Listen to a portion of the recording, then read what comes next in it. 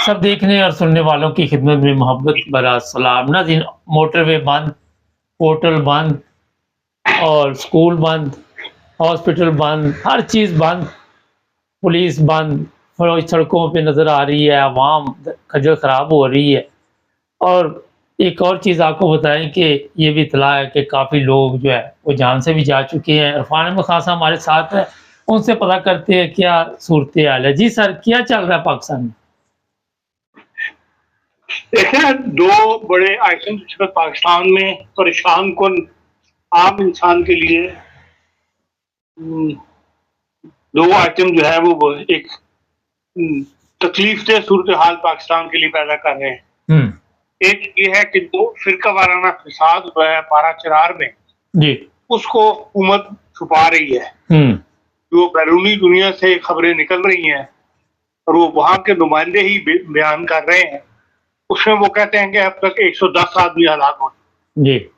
और वहाँ पे बड़ी टेंशन है, जो ज़्यादा नुकसान शिया कम्युनिटी का हुआ है और शिया कम्युनिटी भी वहाँ पे 3 है। हुँ। एक ग्रुप वो है जो अपने इराक के जो शिया सेक्ट है, उससे मुतासिर हैं, उनके मानने वाले हैं, जो उनसे हमदर्दी रखने वाले हैं। एक ग्रुप वो है जो ईरान से हमदर्दी रखता है और तीसरा ग्रुप वो है जो आम हमारे शिया कहलाते हैं, पाकिस्तान में जो पंजाब में वगैरह में पाए जाते हैं। तो उन तीनों के साथ कहा ये जा रहा है कि ज़्यादती हुई है और जिसकी वजह से अब वो सुन्नी मसाजिद के ऊपर हमले कर रहे हैं। हुँ, हुँ। तो तफ़सील पूरी तरह बाहर नहीं आ रही, लेकिन जो नुमाइंदे बता रहे हैं वहाँ पे बड़ी इस वक़्त टेंशन है और इस सूरत-हाल के अंदर जो एक कौमी गम होना चाहिए, एक कौमी शोक बनाना चाहिए हमें, वो कैफ़ियत पूरे मुल्क में इसलिए पैदा नहीं हो रही कि छुपाया जा रहा है मुल्क की तरफ से, ताकि पंजाब में या दूसरे इलाकों में, मुल्क के इलाकों में उसका कोई रद्द-ए-अमल ज़ाहिर ना हो और कोई शिया-सुन्नी फ़साद वाली कैफ़ियत पूरे मुल्क में फैल ना जाए, मज़हबी फ़साद जो है। तो इस सूरत-हाल के अंदर मैं समझता हूँ कि तहरीक-ए-इंसाफ को चाहिए अपना एहतजाज जो है वो मनसूख कर दे और इस कौमी शोक का हिस्सा बन जाए। इस वक़्त अगर वो 10 दिन के बाद मुज़ाहरे कर लेंगे या अपना जो कुछ वो करना चाहते हैं हुकूमत के खिलाफ, उसको 10 दिन डिले कर लें तो उससे कोई ऐसा फ़र्क नहीं पड़ता। ये जो सानहा हो गया है या इसके जो असरात मुरतब होंगे, वो उसमें सारी कौम को इस वक़्त इकट्ठा होना चाहिए और कौमी शोक के तौर पर इसको मनाना चाहिए और जो सूरत-हाल है उसको कंट्रोल करने में मदद करनी चाहिए। अब दूसरी बात ये है कि भई ये हर चीज़ बढ़ती क्यों जा रही है? आज भी सुबह फोरम एजेंसी के अंदर 2 अलग-अलग धमाके हुए हैं, जिनके अंदर एक पुलिस कांस्टेबल भी मारा गया है और एक आम शहरी भी मारा गया है। ये एक रोज़ की कहानी बन गई है।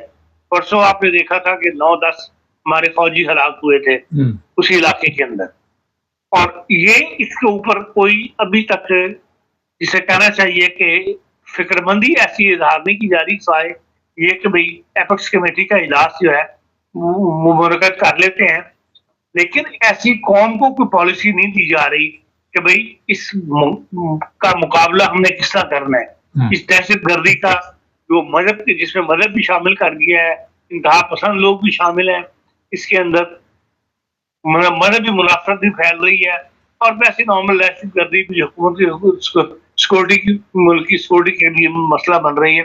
उसके लिए कोई कौमी पॉलिसी जो है वो नहीं बनाई है। हमारे यहाँ पॉलिसी जो बनती है वो इफ़रात के साथ बनती है।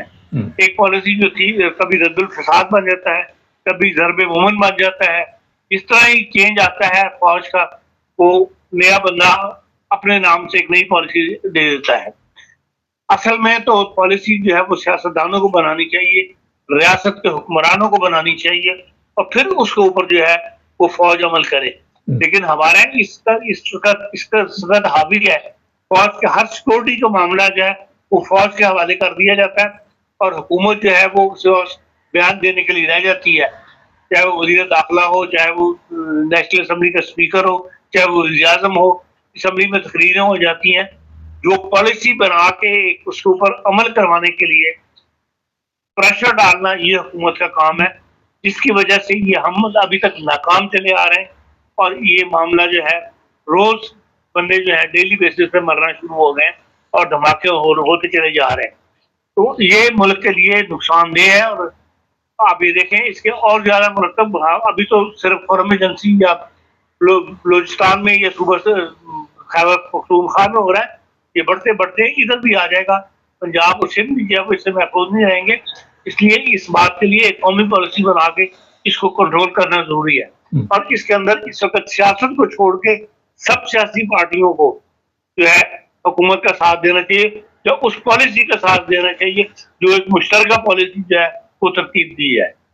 जी हाँ साहब, मुश्तरका है, कोई ये काम तो कर ही नहीं सकते, इकट्ठे बैठ नहीं सकते। ये मुझे बताइए कि पीटीआई वाले अभी निकले भी नहीं थे, तो मोटरवे कभी आपने सुना कि किसी मुल्क की 6 मोटरवे एक वक्त में मरम्मत हो रही हो? फिर वहाँ पे जो हालात बने हुए हैं, जो लोग जुलूस में शामिल नहीं होना चाह रहे वो भी तकलीफ में है, कई हॉस्पिटल जाने से बैठे हुए हैं, किसी की बारात रुक गई है। तो आप समझते हैं कि जब तक ये चमचगिरी करती रहेगी गवर्नमेंट फौज की, उस वक्त तक ये इकट्ठे मिल बैठेंगे? देखें, इसका साफ मतलब यह है कि आपका ऊपर कंट्रोल नहीं है, हुकूमत का कंट्रोल मुल्क के ऊपर नहीं है, मामलात उनके अप्रोच से बाहर हैं, जो उनकी इस्तात है उससे बाहर है। इसीलिए कहा जाता है कि भाई सब इकट्ठे हो, सबको इकट्ठा करके एक पॉलिसी तरतीब दी जाए मुल्क की सिक्योरिटी की खातिर। जब मुल्क में नहीं रहेगा, ये मुल्क जिन हालात से गुजर रहा है उसमें दिन ब दिन आप कमजोर होते चले जाएंगे और अखीर एंड आ जाएगा आपका मुल्क का, दुनिया आपको हंसेगी। उस वक्त से पहले एक कौमी पॉलिसी तरतीब देनी चाहिए।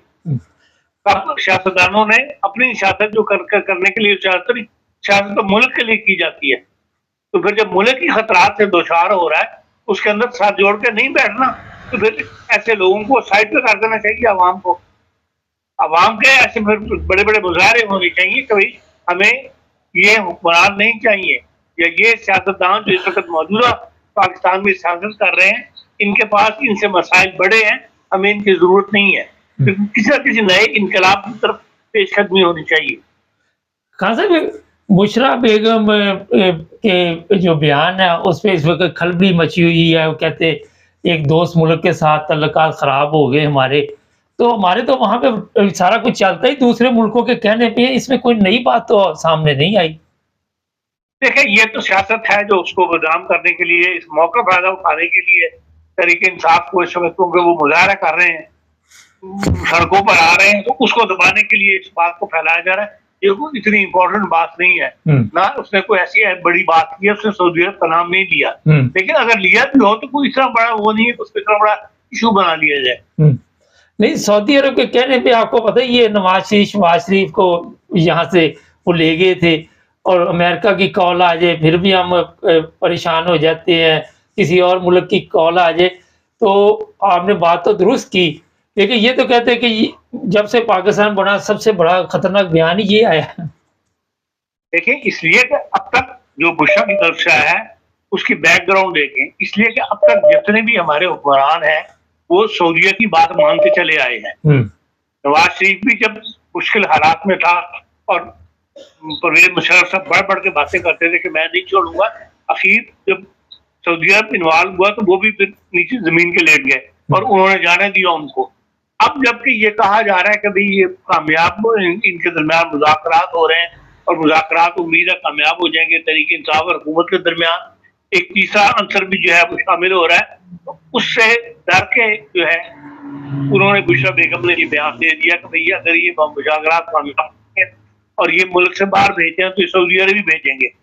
इसलिए उन्होंने इस बात का जिक्र कर लिया है, खदशा जाहिर किया जा रहा है, या मेरी ये कहना चाहिए स्टेटमेंट है कि भाई उन्होंने इस वजह से ये बात कर दी है, वरना इतनी बड़ी बात है नहीं, इसको बना दिया गया है।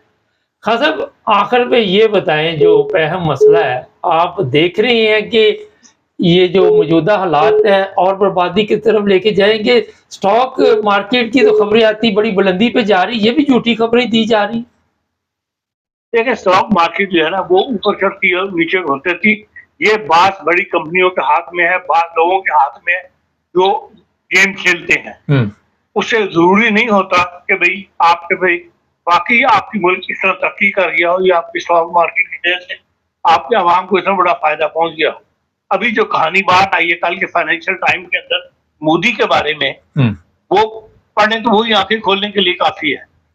इसकी वजह से अब कहा जा रहा है कि अमेरिका और उसके ताल्लुकात जो है मोदी के खराब हो जाएंगे और अमेरिका जो है हाथ उठा रहा है कि सिर्फ मोदी ने जो 3-4 पार्टियों को बनाया, जिनको तमाम इंटरनेशनली ठेके दिए गए, जिनसे बड़े बड़े कारोबार जिनके हाथ में थे, वो उनका मैंने पता लगा 250 मिलियन उन्होंने कंपनियों के ऑर्डर देने के लिए अपने ऊपर खर्च किए, लोगों को रिश्वतें दी। और वो कंपनियों के खिलाफ अब एक रिपोर्ट जो है वो जारी की गई है कि उन्होंने दुनिया में पैसा बड़े बड़े कमाने के लिए किस तरह ठेके लिए और किस तरह एनर्जी और दूसरे मामला में, और मोदी ने उनको किस तरह फॉरवर्ड किया। अब मोदी का नाम तो उसमें अंदर आ रहा है। अब वो उन कंपनियों के स्टॉक जो है कल से एकदम नीचे आ गए हैं। 5 कंपनियों के 5 बड़े बड़े जो बिजनेसमैन है, अमीर तरीन लोग जो भारत के शुमार किए जाते हैं, 5 के स्टॉक एक्सचेंज कल के नीचे मजबूत उसमें छपा हुआ है आपके फाइनेंशियल टाइम के अंदर। तो ये स्टॉक मार्केट कोई बुनियाद नहीं होती कि आपकी मुल्क की तरक्की की, और उसके लिए स्टॉक एक दुनिया के बिल्कुल और है। हम तो तरक्की मुल्क के अंदर नजर आए जिससे आवाम को फायदा हो, जिससे मुल्क को आपको नजर आए कि हाँ मुल्क ऊपर की तरफ जा रहा है, वो सूरत हाल तो अभी तक नहीं है। स्टॉक मार्केट का उधर तो कोई फायदा हमें नजर आता। हाँ साहब, आप जर्मनी में मौजूद है, ये बताइए कि जो जंग की इस वक्त खबरें चल रही हैं, हम भी बता रहे हैं, कोई जर्मन अवाम इससे परेशान है या मामूल के मुताबिक जिंदगी चल रही है वहाँ पे? देखिए अभी तक सिवाय डिस्कशंस के इससे ज्यादा तो कोई गुफ्तगू आम पब्लिक में ऐसी परेशानी नजर नहीं आती कि भाई वाकई जंग जो है वो जंग हो जाएगी या जर्मनी जो है वो गैर महफूज होगा इस जंग के अंदर।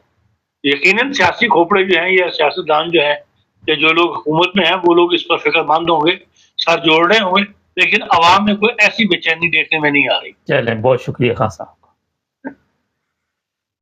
आज एक मेरे दोस्त है जर्मनी में, उन्होंने एक वीडियो भेजी मुझे।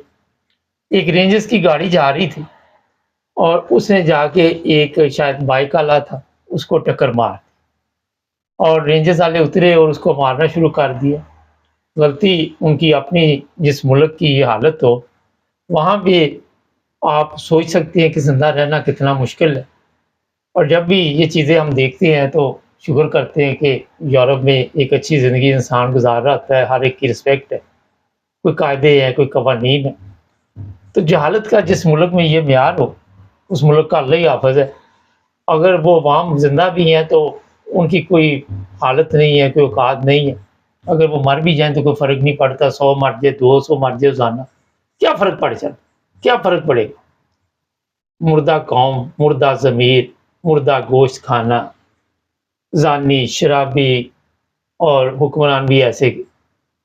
जिस मुल्क में ये हालत हो चुकी हो उस मुल्क की आज़ादी पे सवालात उठते हैं। चैनल को सब्सक्राइब करें, जुड़े रहें हमारे साथ।